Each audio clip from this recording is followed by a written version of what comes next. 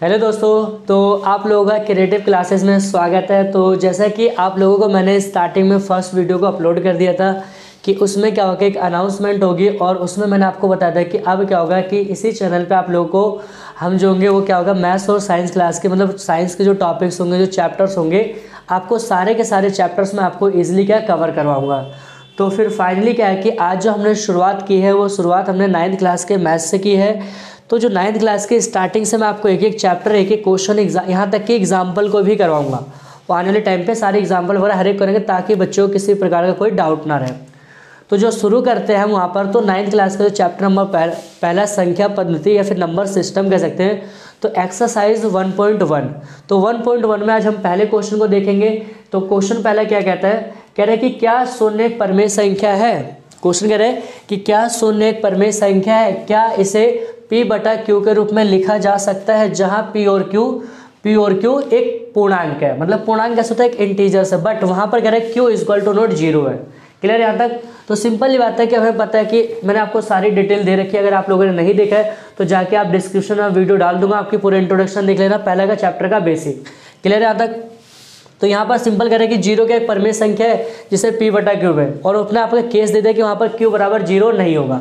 तो सिंपल सा इसका आंसर अगर हम लिखना चाहेंगे तो इसका आंसर लिखोगे कि जो 0 होता है बिल्कुल वो परमेय संख्या होगी। क्यों लिखो, पहले लिखोगे कि हाँ 0 एक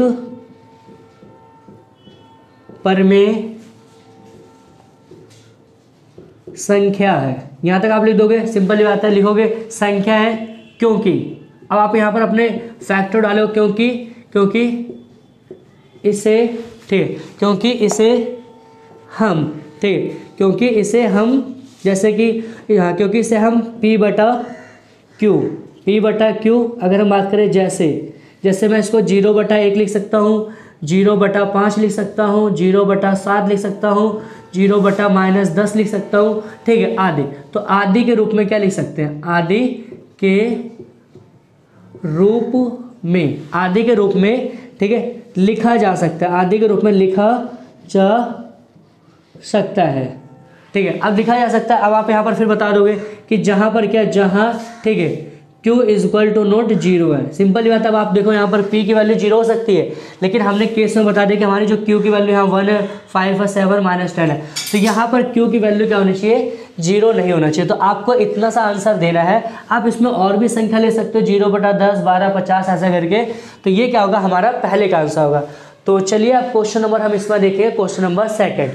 तो क्वेश्चन नंबर 2 क्या कहता है, कह रहे कि 2 और 4 के बीच 6 परमेय संख्याएं ज्ञात कीजिए, ठीक है। तो आपका यहाँ पर ऐसा 2 4 कह सकता है, 4 5 कह सकता है, कोई भी संख्या हो सकती है। लेकिन बस करना क्या, देखो क्वेश्चन में कहते हैं कि आपको अगर शॉर्ट ट्रिक पता दो, सारी चीज़ आप चाहे 10 क्वेश्चन आ जाए, आप पेपर में आप इजीली कर सकते हो। तो अगर इसे कह रहे हैं कि 3 और 4 या फिर 5 7, अगर आपसे 10 भी निकला रहा, 15 भी, तरीका बिल्कुल जो फॉर्मेट होगा क्वेश्चन करने का बिल्कुल सेम होगा। तो मैं आप लोगों को बता दूंगा, आप लोग वीडियो को लेकर शुरू से अंत तक देखिएगा, आपको बिल्कुल ईजी लगेगा और इससे ईजी आपका तरीका नहीं हो सकता है। कह रहा है कि 3 और 4 के बीच में 6 परमेय संख्या निकालनी। कितनी निकालनी है, 6। कितने निकालनी है, 6। बहुत सारे बच्चे कर लेंगे। तो जिन्हें आता क्वेश्चन में मतलब कमेंट करके बताइए कि हाँ ठीक है, हम क्वेश्चन को कर लेंगे, इसमें कोई डाउट नहीं है। और जो बच्चे नहीं है, जो फर्स्ट बार आए, मतलब हमारे चैनल में फर्स्ट टाइम है, तो आप लोगों का मोस्ट वेलकम। कि करेंगे कैसे, देखो। तो सबसे पहले आप यहाँ पर जो देखो, बिल्कुल आपको बिल्कुल आंसर सोच समझ के देना है। उसमें कह रहा है 3 और 4 के बीच में परमेय 6 परमेय निकालना है। तो अब आपको देखो, इनके बीच में ना 6 की जगह आपको 10 50 100 निकाल सकते हो। एक कह सकते हैं इनफिनाइट नंबर्स होता है, ठीक है। तो सबसे पहले लाइनें आप लिखोगे यहाँ पर कि 3 और 4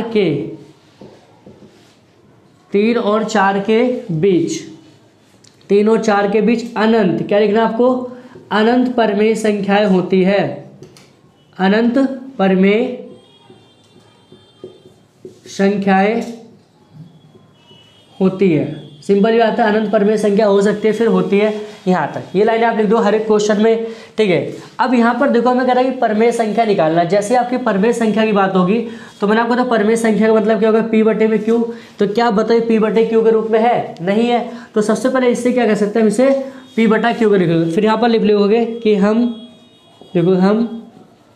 इसे, ठीक है, हम इसे 3/1 तथा 4/1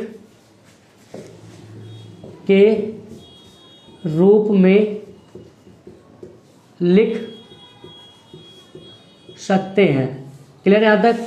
इसको लिख सकते हैं 3/4 और 4/1 के रूप में। आप देखो परमेय संख्या आ गई। तो अब आपसे कितना कहता है? अगर आपका 6 कहता है तो ध्यान सुनना, अगर आपसे 6 परमेय संख्या निकाला तो आप गुणा किससे मल्टीप्लाई करोगे? एक नंबर डिजिट बढ़ाकर 7 से। अगर 5 का तो मल्टीप्लाई किससे करोगे? आपका 6 से। अगर 7 से का तो मल्टीप्लाई किससे करोगे? 8 से। ऐसा है। तो अब देखो यहाँ पर जो आपने लिखा है यहाँ पर 3/1 कितना निकालना? 6। तो मल्टीप्लाई हमें किससे? 7 से करना होगा। तो अगर हम 7 से मल्टीप्लाई करेंगे तो कितना आएगा? 21 और यहाँ पर 7 ही क्या हो गया? दूसरा देखिए 4/1, इसको 7 से कर दो, इसको भी। ठीक है, तो कितना आएगा यहाँ पर? 28 और यहाँ पर आपका आएगा 7। तो और दोनों का आपका देखो पता है कि अंश ऊपर वाले कहते हैं नीचे, दोनों का हर आपका क्या बिल्कुल सेम होना चाहिए। अगर बाई चांस कोई ऐसा क्वेश्चन होता है जिसमें कि आपका क्या हर आपका अंश और हर जो होते हैं सेम नहीं है, तो आपको इसको अलग प्रकार से होगा, मैं आगे की वीडियो में बताऊँगा। ये हो गया। अब देखिए यहाँ पर आपका क्या 21 आ गया 28। अब इसके बीच में हम 6 परमेय संख्या लिख सकते हैं। तो लिखोगे, ठीक है, लिखोगे 3 और 4 के मध्य 6 परमेय संख्याएं। क्लियर यहाँ तक?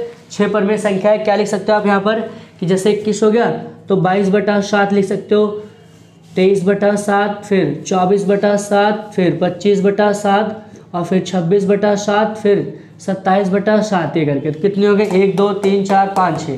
क्लियर है? तो ये यहाँ तक आंसर होगा। तो